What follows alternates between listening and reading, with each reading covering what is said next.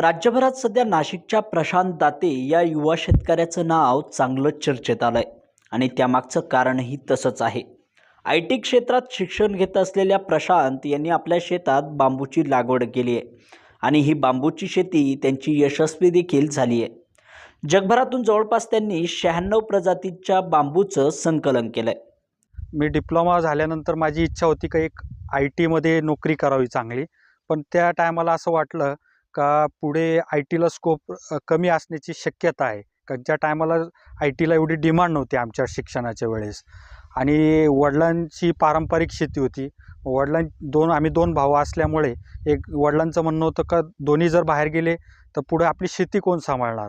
मग त्या दृष्टिकोनी वडिलांनी मला शेतीमध्ये व्यवसायामध्ये थोडंसं याच्यामध्ये आवड थोडी पारंपरिक पहिल्यापासून तर आवड होती. मग एक शेतीकडं थोडंसं वळलं वडिलांच्या सांगण्याप्रमाणे. पण वडिलांची पारंपरिक द्राक्षाची शेती होती. पण मला काहीतरी ह्या फील्डमध्ये नवीन करायचं होतं. मग द्राक्षाची शेती न करता काहीतरी एक वेगळी शेतीचा शोधित होतो.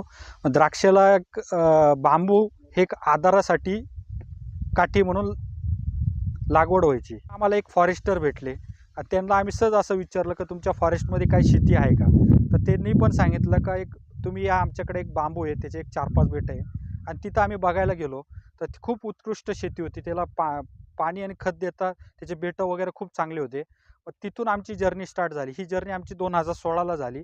तोपर्यंत मी माझी पारंपरिक द्राक्षाची, आमच्या इथं वाईनचे बाग होते, साधे द्राक्षे होते, ती शेती करत गेलो.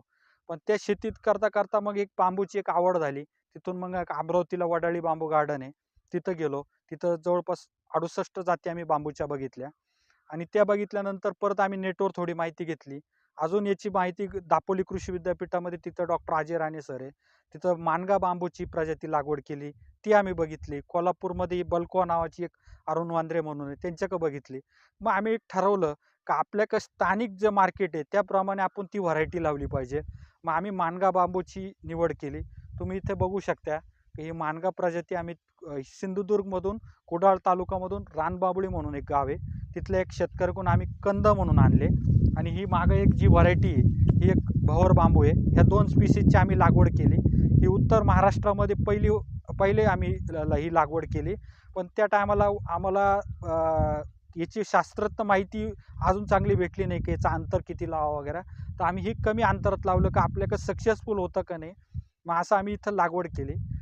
आणि याचे आम्ही पुण्यामध्ये भोर तालुक्यामध्ये याची 100 एकरमध्ये बांबूची लागवड करतोय. तर आम्ही इथे 96 प्रकारच्या बांबूची प्रजातीचे संकलन केलं, जे भारतामध्ये 148 प्रजाती आहे.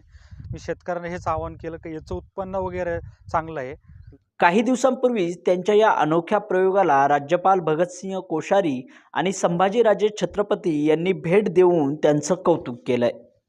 प्रशांत यांनी केलेल्या विविध प्रजातींच्या बांबूचं संकलन आणि त्यांच्या प्रयोगातून इतर शेतकऱ्यांना मिळालेला आदर्श याची नोंद घेऊन लिम्का बुक ऑफ रेकॉर्ड आणि इंडिया बुक ऑफ रेकॉर्डनेही प्रशांत यांचा सन्मान केला आहे. Vitthal Bhadmukhe, news 18 local, Nashik.